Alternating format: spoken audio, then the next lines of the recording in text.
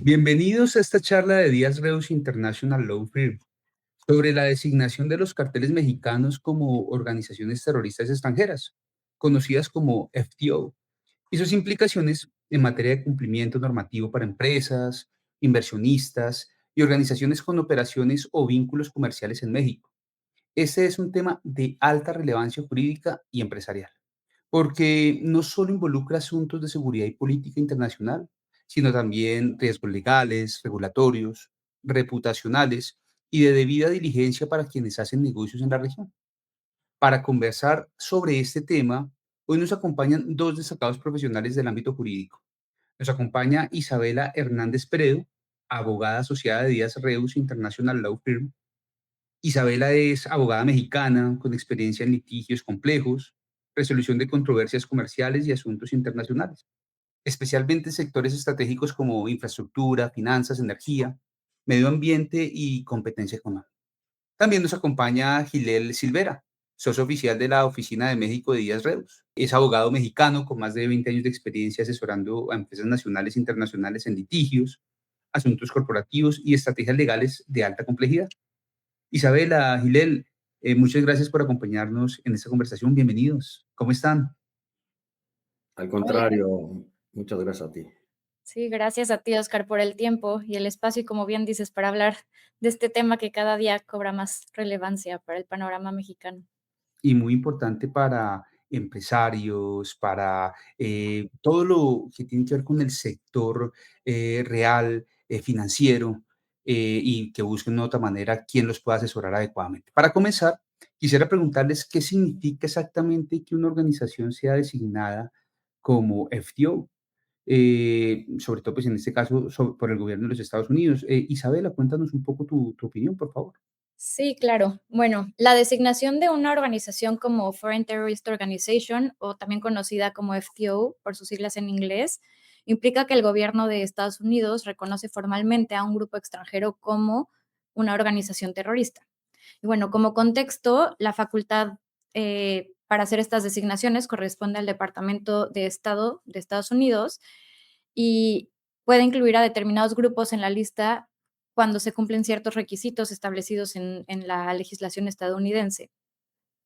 En términos generales, para que una organización pueda ser designada como FTO, deben cumplirse tres condiciones. La primera es que se trate de una organización extranjera, que dicha organización extranjera participe en actividades terroristas o que tenga capacidad y la intención de tenga la capacidad e intención de llevarlas a cabo, y que esas actividades representen una amenaza para la seguridad de los ciudadanos estadounidenses, para la seguridad nacional, la política exterior o los intereses económicos de Estados Unidos. Y bueno, una vez que un grupo es designado como FTO, se desencadenan una serie de consecuencias legales muy importantes, que, por ejemplo, se considera un delito para personas sujetas a la jurisdicción estadounidense, proporcionar a sabiendas o con conocimiento de causa cualquier tipo de apoyo material a dicha organización. Y bueno, el concepto de apoyo material es bastante amplio, puede incluir dinero, bienes, servicios o asistencia a dicha organización. Además de que las instituciones financieras estadounidenses también pueden verse obligadas a bloquear activos relacionados con estas organizaciones, y desde la perspectiva empresarial, tanto compañías o entidades financieras pueden enfrentarse a riesgos muy importantes de sanciones, investigaciones e incluso responsabilidad civil o penal si mantienen vínculos directos o indirectos con una organización designada, que ya después platicaremos y ahondaremos un poco más sobre este tema. ¿Por qué consideras que este tema ha cobrado tanta relevancia en los últimos meses? Bueno, este tema ha cobrado mucha relevancia de cara a México, principalmente por una serie de medidas adoptadas por la actual administración estadounidense desde principios del 2025, que tiene como interés el combate a los carteles y a las drogas. Y bueno, en particular, el presidente Trump, el 20 de enero del 2025, emitió una orden ejecutiva instruyendo a distintas agencias del gobierno a evaluar la designación de ciertos carteles y organizaciones criminales como organizaciones terroristas extranjeras. Y como resultado de este proceso, en febrero del 2025, se formalizó la designación de 8 organizaciones como FTOs, incluyendo a 6 organizaciones criminales mexicanas. Esto se vuelve muy relevante para México porque por primera vez organizaciones criminales con presencia significativa dentro del país están siendo tratadas por el gobierno de Estados Unidos bajo un marco jurídico utilizado principalmente para organizaciones terroristas internacionales. Perfecto. Gilian, tú te encuentras en México. Cuéntanos cuáles son los principales riesgos de cumplimiento que podrían surgir para las compañías con operaciones en tu país, en México. Bueno, los principales riesgos que enfrentan las compañías que tienen operaciones en México es que pueden ser sancionadas y estar en las listas negras internacionales. Estas empresas enfrentan graves riesgos y realizan transacciones con entidades e individuos vinculadas a las FTO. En especial, violar las sanciones de la Oficina de Control de Activos Extranjeros, que es la OFAC de Estados Unidos, puede resultar en multas multimillonarias, el bloqueo de activos y la exclusión del sistema financiero internacional. Otro punto es que pueden ser sujetos a investigaciones por financiamiento al terrorismo. Las operaciones en ciertas regiones de México pueden exponer a las empresas a investigaciones legales bajo la Ley Federal contra la Delincuencia Organizada y el Código Penal Federal de México. El cumplimiento estricto es supervisado por la Unidad de Inteligencia Financiera para evitar que las empresas sean utilizadas para canalizar recursos a terroristas. Se trata de evitar a cualquier costa, evidentemente, que haya financiamiento a grupos terroristas. Hay un punto que es contagio y riesgo reputacional, que es tener vínculos comerciales, cadenas de suministro comprometidas o relaciones financieras indirectas con estos grupos. Puede destruir la reputación corporativa frente a clientes, inversionistas y socios internacionales. Otro punto del que se puede ser sujeto de riesgo es la vulnerabilidad en actividades vulnerables y cadenas de suministro. Las empresas, especialmente aquellas dedicadas a actividades vulnerables, como el manejo de efectivo, transporte de valores, bienes raíces o el sector financiero, se enfrentan al riesgo de lavado de activos. Los grupos terroristas suelen utilizar esquemas corporativos complejos, empresas fantasma o extorsión para inyectar capital o mover recursos, lo que exige controles exhaustivos de debida diligencia de proveedores y clientes. Las organizaciones deben implementar un sistema integral de cumplimiento que incluya 3 puntos, ¿no?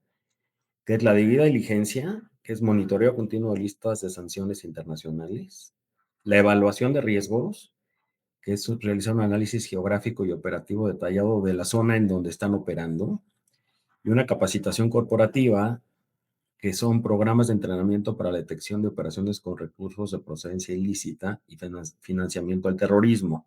Son los 3 puntos para mitigarlos.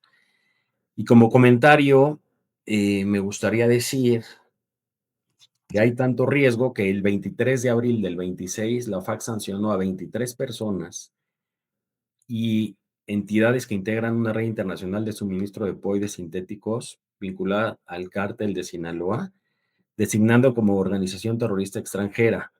Fue designada esta ya antiguamente, y las designaciones se emitieron al amparo de órdenes ejecutivas de Estados Unidos, que declaró el fentanilo y sus precursores como armas de destrucción masiva.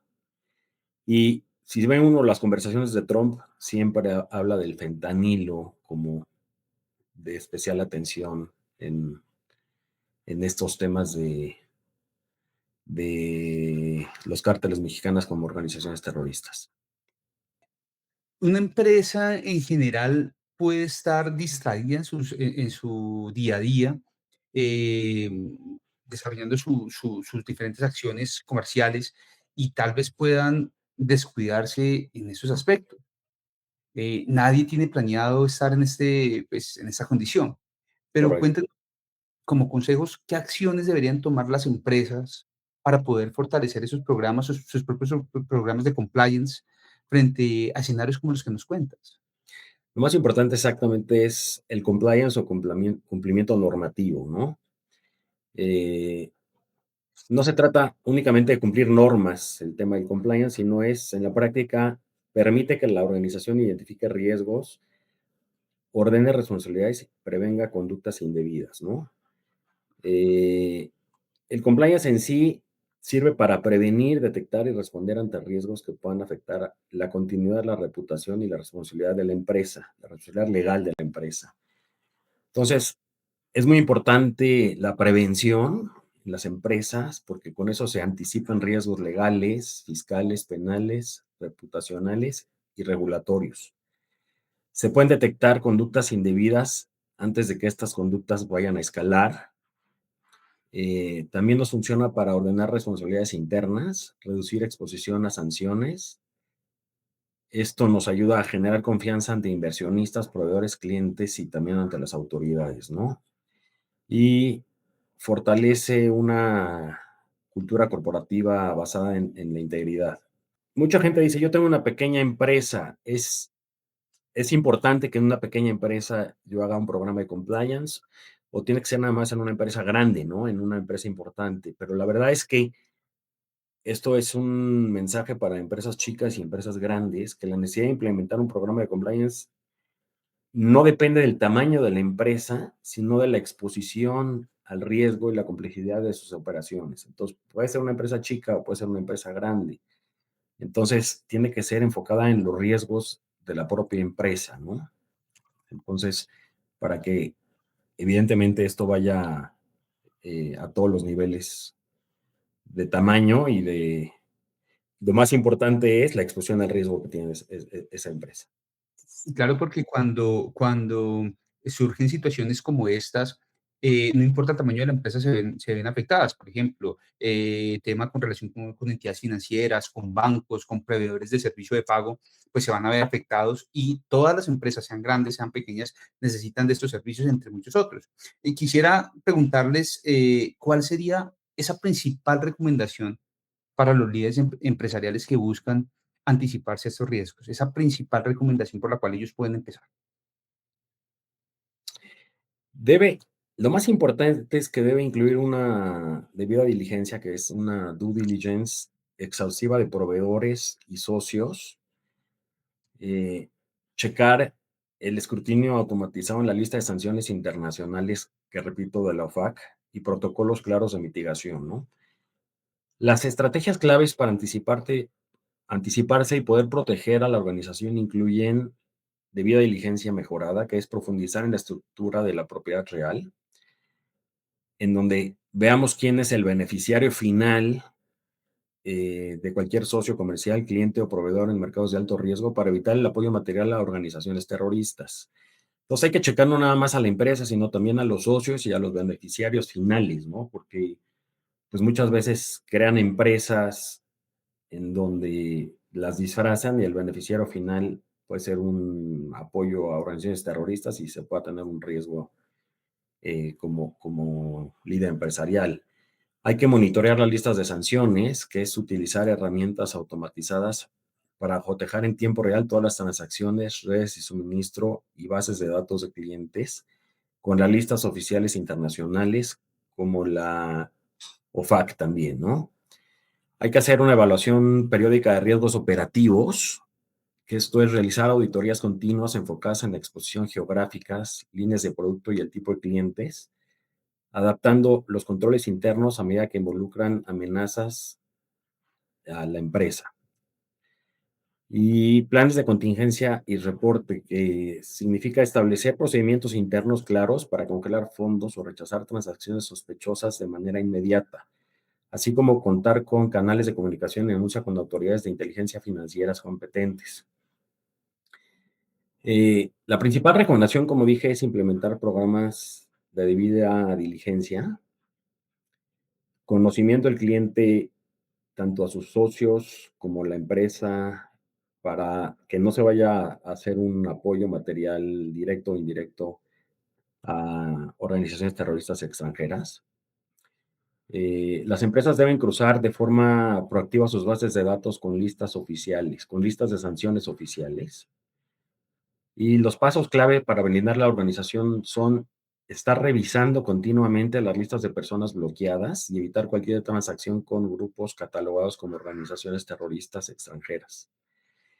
Identificar al beneficiario final, como dije, es asegurarse de conocer la identidad real detrás de las empresas proveedoras, clientes, socios comerciales y organizaciones sin fines de lucro. Evidentemente, eso requiere de más trabajo que lo que se hacía antiguamente, pero hay que hacerlo, ¿no? Para evitar riesgos. Evaluación de riesgos corporativos es diseñar metodologías internas para detectar banderas rojas como flujos de dinero injustificado o intentos de evadir información sobre el origen de los recursos. También hay que prevenir transacciones con dinero en efectivo. Otro punto es la cooperación institucional, que es establecer canales claros de reporte con autoridades ministeriales y financieras ante cualquier indicio de extorsión, amenaza o actividad sospechosa. Esos serían los puntos que les recomendaríamos a los líderes empresariales para anticipar riesgos, ¿no? Y yo, bueno, para agregar un punto ahí, también como decía Gilel, pues al final la etapa preventiva es muy importante y cuando tocamos el tema de por qué esto es relevante para México, es, bueno, porque históricamente eh, México no se había enfrentado a esta situación anteriormente.